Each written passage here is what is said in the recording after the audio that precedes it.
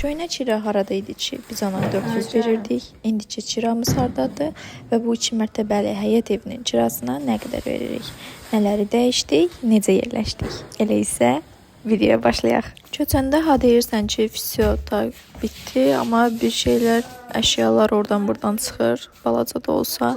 Ona görə də bu qədər əşyanı tək daşıya bilməyəcəyimiz üçün iş daşıma xidmətinə müraciət elədik. Onlar çox gözəl kömək elədilər, yoldaşımla daşıdılar, artıq evin içini bütün veşlərlə doldurduq. İndi də mənim ən çətin prosesim başladı.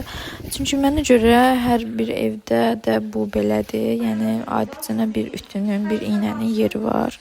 Ona görə də bunları təhər nəysə ki, baldızımla yoluna qoymağa çalışdıq, amma hamı gedəndən sonra özüm bir də üstündən keçdim. Nəyi hara necə qoyacağam, yenidən beynimdə planlaşdırdım. Burnumdakı reteynerdə imkan vermirdi ki, yəni yaxşı nəfəs alam. Hər nəysə, bitəhər öskürə tozun içində yığışdırdıq, keçdik. İndi isə sizə ümumi evi göstərirəm. Ən çirkli yerlərdən biri mətbəx idi və biz mətbəx sərgiyə saldıq. Bacı da bizim üçün yemək pişirdi. Mən hətta əşyalarımı da yerləşdirdim. Sadəcə olaraq burada sevmədiyim bir şey oldu ki, dəzgah çox balacadır, şkaflar çox azdır. Yəni ona görə minimum əşyalarla kifayətləndim ki, yerləşdirə bilim. Bu isə həyət yanı sahədir və zalda artıq biz gecə saat neçədir, hələ də iş bitməyibdi. Hətta səhər üzü 5-ə kimi yəni işlədik. Bitmək bilmirdi, sağ olsun işlər. Mən də burada özümü göstərirəm ki, yəni mən də iş görənəm də, yəni ki. Yük daşıma xidməti gəldi, bizə xeyli kömək elədi bunları daşımaqda. Yaxşı ki, onları çağırmışıq. Birinci kirada çağırmamışdıq, özümüz daşımışdıq. İndi baxıram ki, necə də yazığıymışıq. Hər nəysə ki, deməli, biz daşınanda yataq otağındakı matras və yataq da artıq əsməcəyə düşmüşdü. Onları da hamısını çıxartdıq, çölə atdıq. Amma sonradan ev sahibi sağ olsun yenilədi. Yeni matras və yeni mebellə təchiz elədi. Və indi lap gözəl olubdu. Balkonu, yəni zal hissəsi çox genişdir. Bu da əlverişlidir ki, artıq Əlişko ürəyi sıxılmayacaq, burada rahat oynayacaq. Əlbəttə ki, mən kitablarımı bilmədim hara qoyam, şkafın içinə bir təhər soxuşdurdum. Özdə karovkada zadda. Daha nə edeyim, o birisi kiradakı kimi qoymağa şkaf falan yox idi. Mən əsas oxuyacaqlarım və yazacaqlarımı zaldakı yuxarı hissəyə yerləşdirdim. Şkafın yuxarısına qoydum. Bacım da bizdə idi, deyənə onun da veşləri var idi, xeylək, valizlər və s. Gülməli görürsən, Zanay Firuzə. Yatmağa zalda bir dənə yer elədim. Veşlərini bura qoydum. Zalda da 2 dənə yataq var idi, belə köhnə kravat kimi bir şey idi. Nəysə, onun da birini götürdük, birini saxladıq ki, qızılı onun üstündə yatsın. İstizadını düzəltdik, nəysə biraz orada yatdı.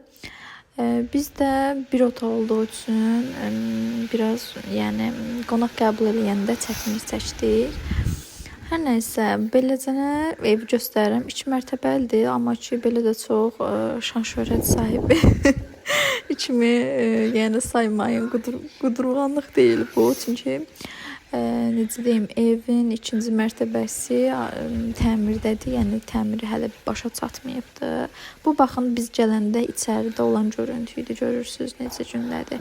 Hətta yataq otağındakı şkaf da çox köhnədir və reilslidir və yaxşı deyil də, yəni cır-hacır səs çıxır, açıb paltar götürəndə.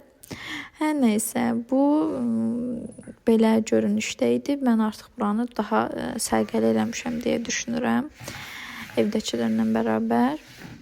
Və ümumi görünüş bu şəkildə idi. İlk dəfə girəndə hər yan toz falan. Nəysə, məncə amma ən çirkli yer mətbəx idi. Mətbəx gözümüzə durmuşdu. Hardasa 5-6 saatda mətbəx ancaq təmizlədik. Yəni təsəvvür eləyin də bir balaca mətbəxi təmizdə maşallah ki, bərəkət bağlayıb. Hətta bu qazın üstü var ya, qazın üstünü mən barmaqlarım getdi də. Yəni onlar necə qalmışdı orada. Nə qədər sürtdüm artıq ta aspirakusdan falan sürtməkdən burnum qıcıqlandı da. Dayana bilmədim də, dedim daha öləcəm mən. Zəhərlənib ölməyim deyə dedim da biçikli qara qalıbda heç nə olmaz. Bu isə sanitar qovşağıdır. Sanitar qovşağını yenicənə düzəltmişdilər, amma buna baxmayaraq yaxşı təmizləməmişdi ustalar. Çünki kafelin üstündəki izlər qalmışdı. Bu isə soyuducudur. Soyuducunun içindən kir yağırdı. Sağ olsun bizdən əvvəl qalanlar eləmişdi, kim eləmişdi. Nəysə belə çirklər falan mən hər şeyini təmizlədik də, yəni əlimizdən gələnə qədərilə. Həqiqətən baldızım da çox kömək elədi, sağ olsun bu prosesdə mənə. Çünki biz qadınların yükünü qadınlar daha yaxşı başa düşər deyə düşünürəm. Beləcə yaxşıcana təmizlədik. Biz Çiranı bəs harda tutmuşuq? Çiranı Badamdar qəsəbəsi deyirlər, səhv eləmirəmsə, Səbail rayonu gedir. Bunu da ümid edirəm düz deyirəm. Buradan tutmuşuq və 500 manatdır kiraya.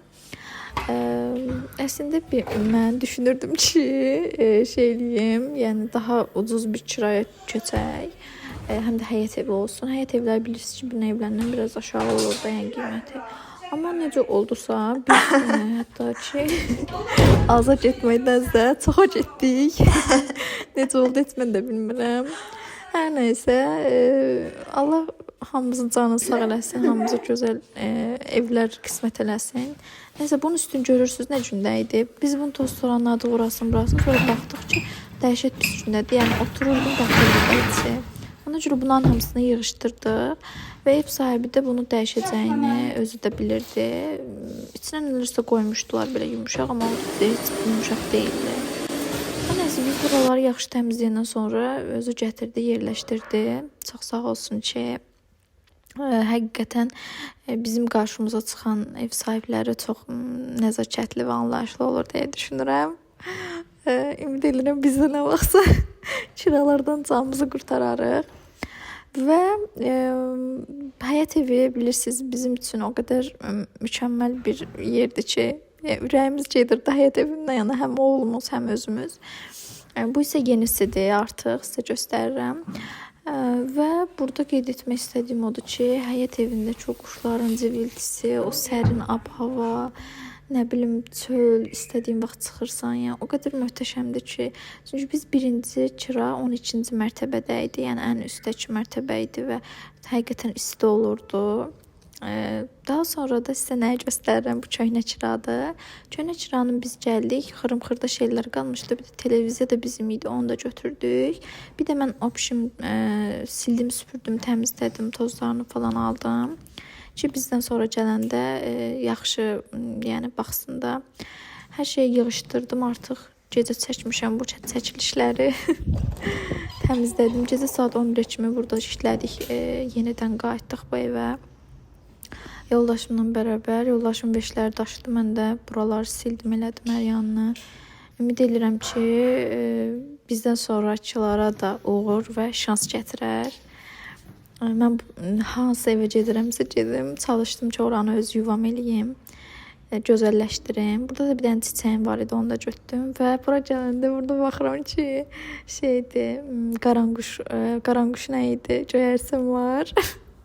Və biz bu göyərçində çəkdik tez. Elə çox sevirdim ki, əslində buranı. Yəni hara girəm sevirəm də. Demək olar ki, sevmədiyim yer yoxdur. Sadəcə olaraq yəni baxımından bina evin bizi çox sıxırdı.